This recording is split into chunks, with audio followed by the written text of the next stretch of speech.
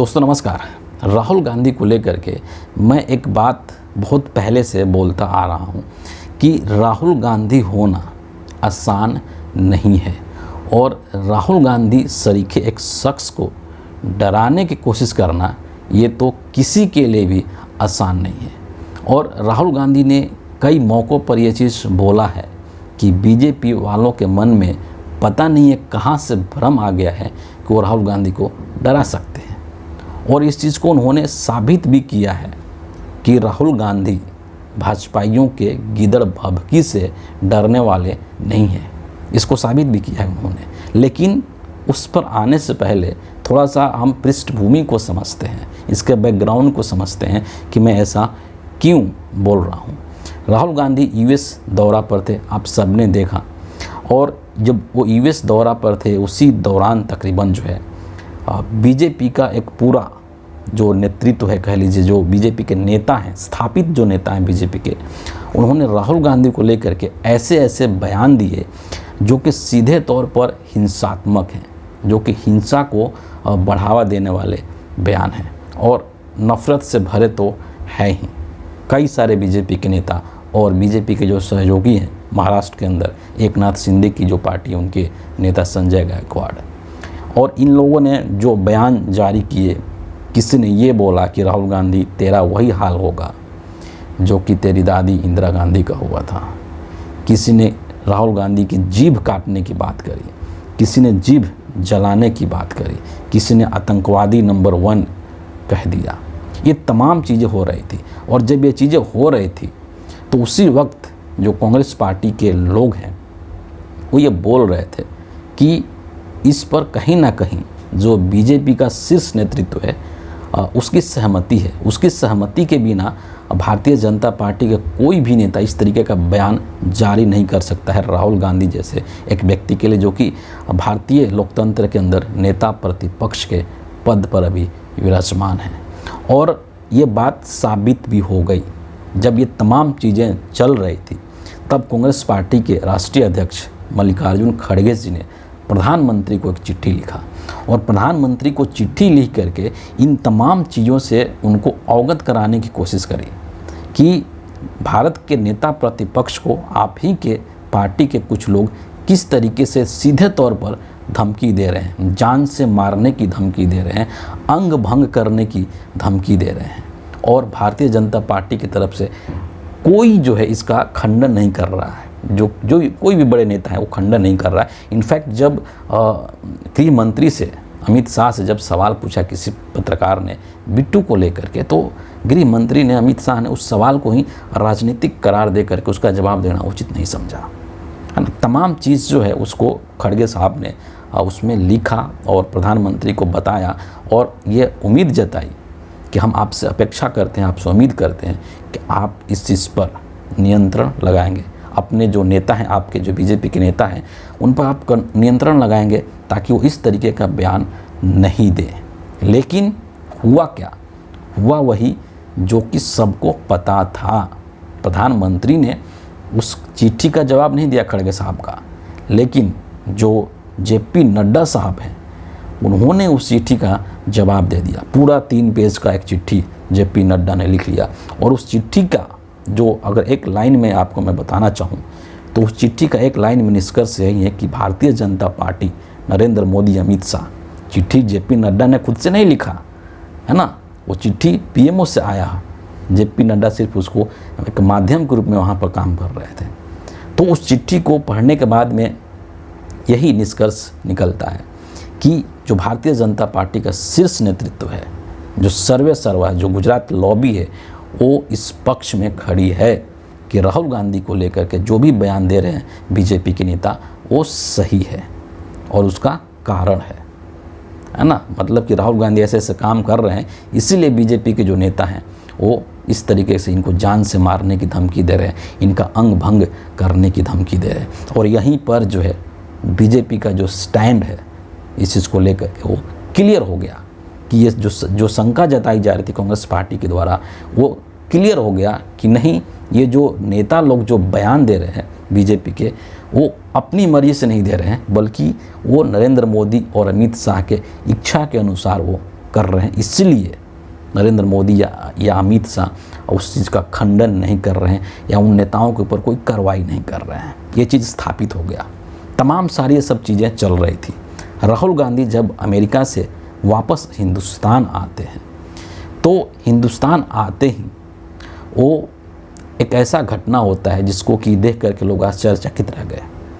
राहुल गांधी एकदम सुबह सुबह ही 21 सितंबर के सुबह सुबह ही हरियाणा पहुंच जाते हैं। वहाँ पर करनाल के अंदर एक घोघड़ीपुर गांव है, उस गांव में एक घर में पहुंच जाते हैं सुबह सुबह 5-6 बजे के आसपास और उस परिवार के लोगों से मिलते हैं। उसके पीछे जो स्टोरी है वो ये है कि जब राहुल गांधी अमेरिका गए हुए थे तो वहाँ पर एक युवा है अमित नाम का, जो कि उस गांव का रहने वाला है, घोघड़ीपुर गांव का रहने वाला है। उस युवा से राहुल गांधी की वहाँ पर मुलाकात हुई थी और अमेरिका के अंदर वो जो युवा है, वो जो नौजवान है, वो ट्रक चलाता है और उसका एक एक्सीडेंट हो गया जिसका कि इलाज वहाँ पर चल रहा था। और अमेरिका के अंदर राहुल गांधी उस युवा से अमित से मिले थे और उन्होंने अमित से ये वादा किया था कि मैं जब इंडिया जाऊँगा तो तुम्हारे घर के लोगों से मिलूँगा, तुम्हारे परिवार के लोगों से मिलूँगा। और उसी वादा को राहुल गांधी ने निभाया है। सोचिए कि जिस नेता के जान के पीछे एक पूरी की पूरी पार्टी पड़ी हुई है, जो कि उस नेता के जान को लेकर के एक तरीके से दुश्मन बने हुए हैं, लोगों को उकसा रहे हैं, है ना, लेकिन वो जो व्यक्ति है, वो जो राहुल गांधी है, वो उन सब चीज़ों का परवाह न करते हुए बल्कि जो उसने कमिटमेंट किया था उस युवा से, उस कमिटमेंट को पूरा करने के लिए वो सुबह सुबह जो है वो वहाँ हरियाणा पहुँच जाते हैं, करनाल पहुँच जाते हैं, उस गांव में पहुँच जाते हैं, घोघड़ीपुर जो गांव है वहाँ पर पहुँच जाते हैं। और यही जो चीज़ है, यही जो कनेक्ट है लोगों के साथ, जो राहुल गांधी ने पिछले 2-3 सालों के अंदर जो किया है, इसी से बीजेपी को दर्द हो रहा है। बीजेपी के पेट में जो मरोड़ उत्पन्न हो रहा है, उनके छाती में जो जलन उत्पन्न हो रहा है, वो राहुल गांधी की इसी सामाजिक सरोकार वाली राजनीति से ही हो रहा है। एक और चीज़ मैं कहूँगा कि ये जो कुछ भी ये सब चल रहा है, जो बीजेपी के अंदर लोग कर रहे हैं, ये सब चीज़ अनायास नहीं हो रहा है, बल्कि एक सुनियोजित तरीके से किया जा रहा है। और इसके पीछे जो मुख्य वजह है वो नरेंद्र मोदी ब्रांड है। पिछले 2014 से लेकर के और अभी तक बीजेपी के जो तमाम आईटी सेल के लोग हैं, बीजेपी का जो पूरा प्रचार तंत्र है और हिंदुस्तान की जो पूरी गोदी मीडिया है, इन सभी ने मिल करके एक ब्रांड बनाया मोदी का, है ना, कि मोदी ये है, मोदी वो है। और एकदम मोदी जो है अंदर से एक खोखला छवि है, कुछ नहीं है।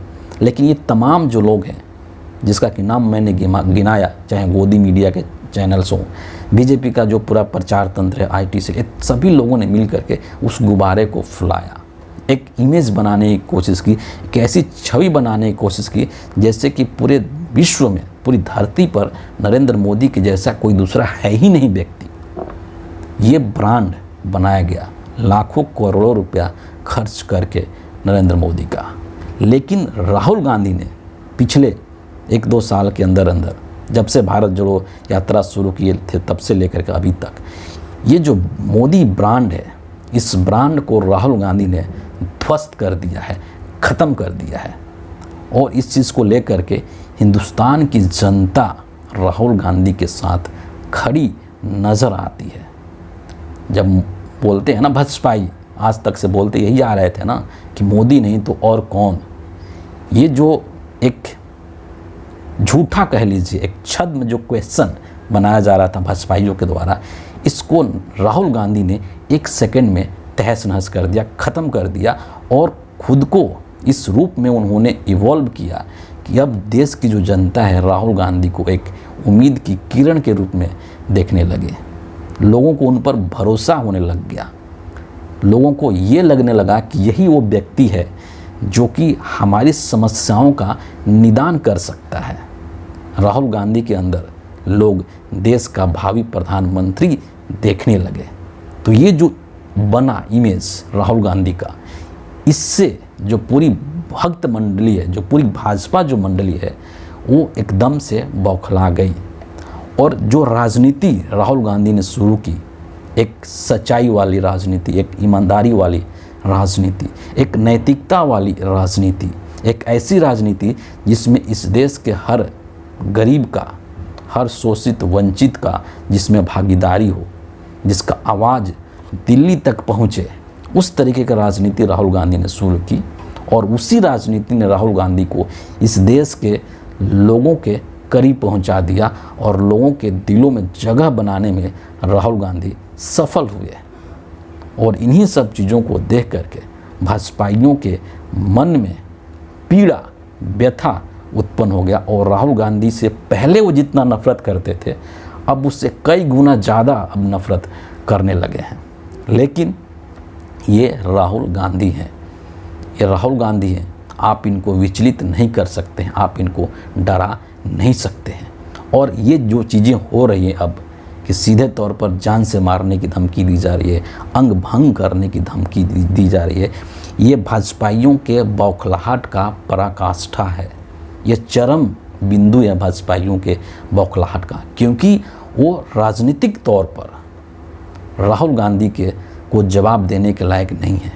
राजनीतिक तौर पर वो राहुल गांधी का मुकाबला नहीं कर सकते हैं, राहुल गांधी के विचार को वो ख़त्म नहीं कर सकते हैं। जिस तरीके से एक जन जागरण करने का काम किया है राहुल गांधी ने, लोगों को समझाने का काम किया है, लोगों को जागरूक बनाने का जो काम किया है, लोगों के अंदर एक राजनीतिक चेतना पैदा करने का काम किया है राहुल गांधी ने, उन तमाम चीज़ों को अब भाजपाई ख़त्म नहीं कर सकते हैं।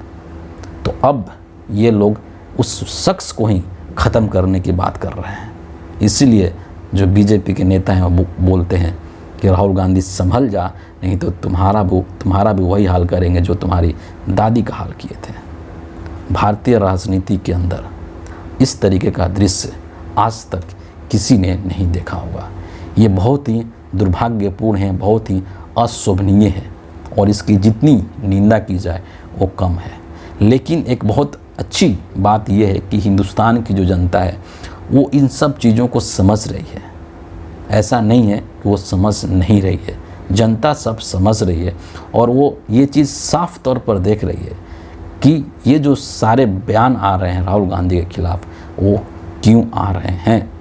और इन बयानों के आने के बावजूद भी राहुल गांधी अपने उद्देश्य से टस से मस नहीं हो रहे हैं।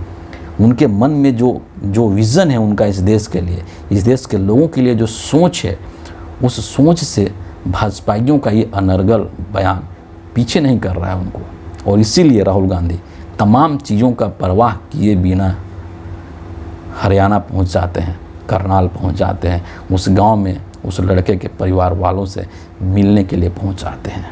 ये जो कमिटमेंट है ना, ये दिखाता है कि राहुल गांधी इस देश के लोगों के लिए कितना समर्पित हैं, उनके अंदर कितना समर्पण का भाव है। और इसीलिए आज की जो हिंदुस्तान है, उस हिंदुस्तान के अंदर राहुल गांधी सामाजिक न्याय के एक मूर्ति के रूप में उभर रहे हैं। सामाजिक न्याय के जो कि योद्धा होता है उस रूप में उनकी छवि बन रही है। देश के एक बड़े संख्या में जो लोग हैं, एक बड़ा जो तबका है हिंदुस्तान का, वो राहुल गांधी को इस रूप में एक्सेप्ट कर रहा है कि राहुल गांधी सामाजिक न्याय के प्रतिमूर्ति हैं। और इसीलिए इनसे भाजपाई लोग जल रहे हैं, भाजपाई लोगों को दुख हो रहा है, तकलीफ़ हो रहा है, पीड़ा हो रहा है कि कहीं ना कहीं ये जो राहुल गांधी की राजनीति है वो नरेंद्र मोदी की राजनीति को ख़त्म करने वाला है।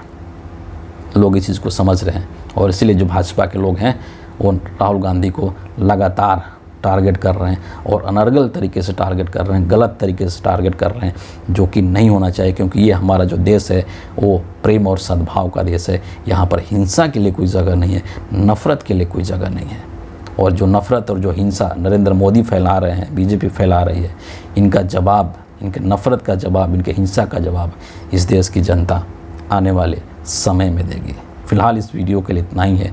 आप सभी का बहुत बहुत धन्यवाद।